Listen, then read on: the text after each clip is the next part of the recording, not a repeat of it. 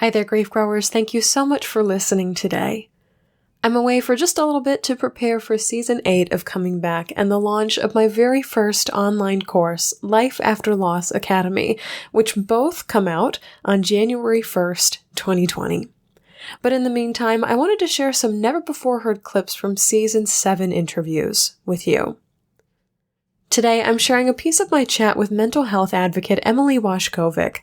Much like grief, the signs, symptoms, and severity of mental illness are invisible to our friends and family. Listen in for a powerful story of Emily speaking her truth in the presence of people who were more than ready to judge someone with mental illness as faking it. I love this one. I'm really fascinated by this idea of depression, anxiety, bipolar, PTSD not making you a bad person, because we live in a society that assigns morality to mental health, and it's a problem. And this, again, is something that runs so parallel to grief, is that we assign whether something is good or bad by how it looks, what the symptoms are, how it presents, how it shows up, what the words that we use are to describe it. And it bothers me so much that this is a reality, because I think that these diagnoses are just another facet of humanity, which is what grief is also.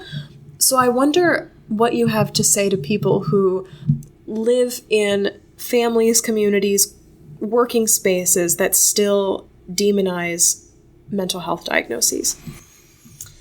Yeah, so I'll tell you a very brief story. I was at dinner the other night with some highly educated people. They did not know about my situation or my diagnosis. And they were talking about a person in their life who's been on medical leave for depression, but they don't think that the person is actually depressed. And they were talking about how they can't believe that they're, out on leave, collecting money, but aren't really sick. And I stopped them and I told them I was on 12 weeks of medical leave last year from October 16th through the first of the year. And I very much needed that. And I came back much stronger than I would have if I went to treatment for 6 days and then tried to jump back into my life again. And to look at a colleague that has cancer and understand why they're out, and then to look at someone who has a mental health diagnosis and think that they can't show up every day to work and do their job and treat their diagnosis. It's crazy. When I was in treatment, they used to always equate mental health to diabetes, is a great example. Something that you can actively take care of and manage. But if you don't, it's going to get bad. And there's nothing different between someone who needs insulin and someone who needs to treat their mental health, whether that's with psychotropic medications, therapy, whatever it may be. There is nothing different. And if we are able to give the space and grace to people in our lives to get better when they have a physical illness, we all need to get on board with helping people through a mental illness. And it's really unfortunate that if people haven't experienced it, they don't understand it. But I would encourage everyone to look around, because you have someone in your life who has a mental health struggle, and it might be you. And if we continue to pretend that the people who are actively trying to take care of their mental health are the ones who have a problem, then we're really going to end up in a state. I'll tell you that.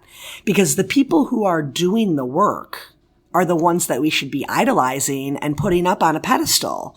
They're taking the time to make themselves better. And it's very important. It's very important to get better, but it's also very important to give people the space and the lack of judgment to get better.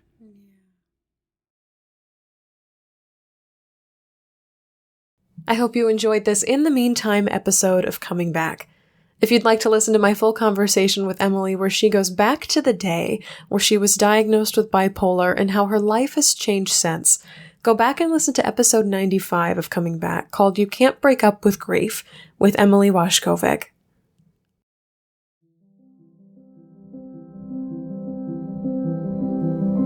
That's all for this episode of Coming Back. In the meantime, I cannot wait to return to you with full-length episodes in Season 8, which is coming your way on Wednesday, January 1st, 2020. Here's where you can catch me between now and then.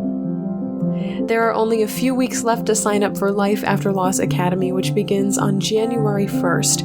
It's a 12-week online course where I'm guiding you to feel safe in the world again, break up with the myth of the perfect griever and the perfectionism that comes with grief, and let go of the life and the person you can no longer be after a devastating loss has hit. Find out more and enter to win one of 3 scholarships to Life After Loss Academy at my website, shelbyforsythia.com. If you're still looking for the perfect gift this holiday season, Permission to Grieve is a wonderful little book for friends, family, and coworkers. Literally give someone you love permission to grieve this holiday season. Order now to get your books in time for Christmas at shelbyforsythia.com. If you'd like to leave a question, comment, or guest suggestion for a future episode, email me at shelby@shelbyforsythia.com. As always, my dear grief growers, it was beautiful sharing this space and time with you today. I see you, I'm proud of you and the work that you're doing in the world, and I love you. Because even through grief, we are growing.